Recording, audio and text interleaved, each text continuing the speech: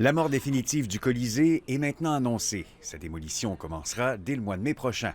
L'ancienne demeure des Nordiques voyait ce qui était sans doute sa dernière foule aujourd'hui, des nostalgiques de tout âge venus récupérer leur petit bout d'histoire. Oui, en fait, on vient chercher, c'est pour l'histoire, c'est souvenirs, en fait. C'est de beaux souvenirs. Pour tous les shows qu'on est venu voir ici, c'est surtout pour ça. Moi, lui, c'est pour le hockey. La ville estime que le démantèlement de l'édifice coûtera 8 millions de dollars et qu'il sera terminé au bout de 8 mois. Dès décembre 2020, donc, le Colisée aura disparu du paysage de Québec. Une page sera tournée, le nouveau chapitre qui s'ouvre est rempli de promesses, selon le maire. Moi, je suis allé au rempart hier, contre Rimouski, puis on était bien assis dans le Vidéotron, puis on disait que c'était bien plaisant d'avoir un nouveau.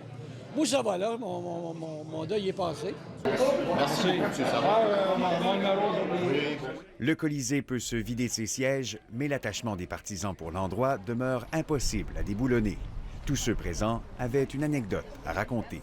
Un fameux match là, qui s'était tiré du papier de toilette à tour de bras, je pense que c'était contre les Whalers d'Hartford. C'était fou, là.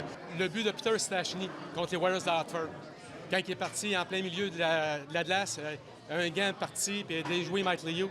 Je me rappelle toujours les premiers pas quand j'ai fait pour la première game. Tout le monde qui sont là, 15 000 personnes qui nous applaudissent. C'est ça mon souvenir. C'est vraiment plaisant de revenir ici, puis naturellement de revoir les anciens, puis penser à des bonnes histoires qu'on avait.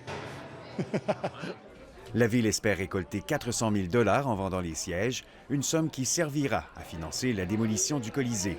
Les partisans, eux, ont leur morceau du passé, en espérant qu'une autre équipe de hockey les soulève à nouveau de leur siège. Ici Sébastien Tanguay, Radio-Canada, à Québec.